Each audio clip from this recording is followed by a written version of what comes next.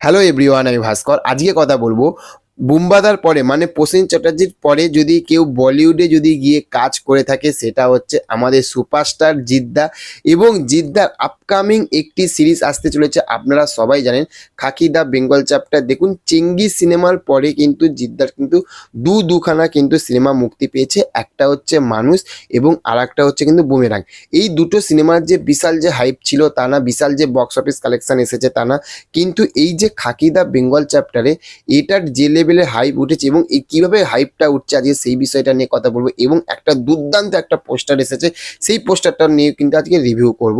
প্রথমেই বলবো, এই যে বাংলা থাকতে বলিউডে গিয়ে এবং নেটফ্লিক্সের মতন একটা বড় একটা ওটিটি প্ল্যাটফর্মে কাজ করা, এটা কিন্তু ভাই চারটেখানি কথা না। এইভাবে কাজ করার জন্য না বুকের দমটা থাকা দরকার, আর সেই বুকের দমটা কিন্তু আমাদের সুপারস্টার জিদ্দার রয়েছে। সেটা বারবার কিন্তু জিদ্দা কিন্তু প্রমাণ করলো। এবার এই যে খাকি দা বেঙ্গল চ্যাপ্টারের এখনো পর্যন্ত কি কোনো অফিসিয়াল কোনো কিছু কি জিদ্দা কি বিশাল কিছু জানিয়েছে বা টিম থাকতে কি কিছু জানিয়েছে? না, কিন্তু সেখান থাকতে সেই জিদ্দার জন্য সারা বিশ্বে সারা দুনিয়ায় কিন্তু অফুরন্ত কিন্তু ক্লান্তি করে, সেইটা কষ্ট করে, সেটা হচ্ছে জিৎ ফ্যানেরা। এবং সেখান থাকতে একটা এত সুন্দর এতদিন পরে আমি বলবো খাকি দা বেঙ্গল চ্যাপ্টারে এতদিনে যা পোস্টার এসেছে তার মধ্যে কিন্তু এই যে পোস্টারটা আপনারা স্ক্রিনে দেখতেও পাচ্ছেন, এই যে পোস্টারটা এতদিন পরে কিন্তু সত্যি কথা বলতে মনটা আমার জয় করতে পেরেছে। তার কারণ দেখুন, এই যে পোস্টারের মধ্যে জিদ্দার যে লুকটা দিয়েছে, এটা কিন্তু সত্যি একটা পুলিশ অফিসারে যেরকম একটা রাগাড়া রূপ থাকা দরকার, সেই লুকটা সেই রূপটা কিন্তু এই জিদ্দার এই পোস্টারটার মধ্যে দেখা যাচ্ছে।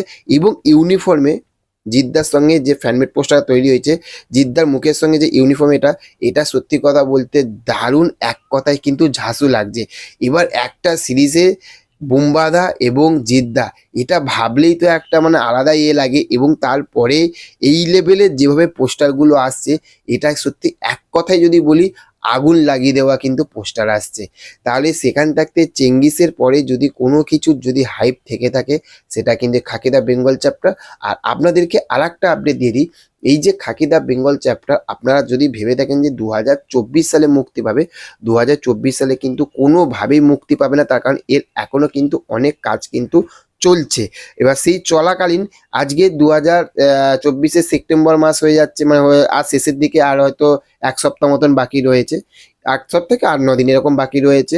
তারপরে কিন্তু অক্টোবর, নভেম্বর, ডিসেম্বর 3 মাস, সেই 3 মাসে কিন্তু এই যে খাকি দা বেঙ্গল চ্যাপ্টার সিরিজটা এটা আসবে না। এটা একেবারে কিন্তু আশা করছি 2025 সালেই কিন্তু আসবে।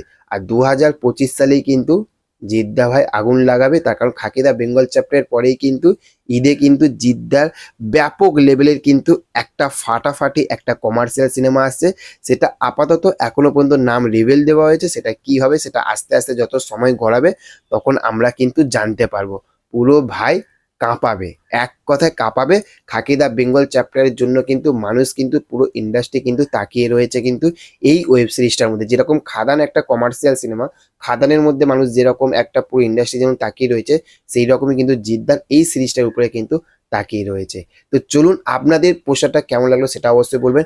আর নেটফ্লিক্সে মতন একটি ওটিটি প্ল্যাটফর্মে জিদ্দাকে দেখার জন্য আপনারা কতটা এক্সাইটমেন্ট, বলিউডে জিদ্দা কাজ করছে, সেই সিরিজটা সেই জিদ্দা সেই লুকটা দেখার জন্য আপনারা কতটা এক্সাইটমেন্ট সেটা অবশ্যই কমেন্ট করে জানাবেন।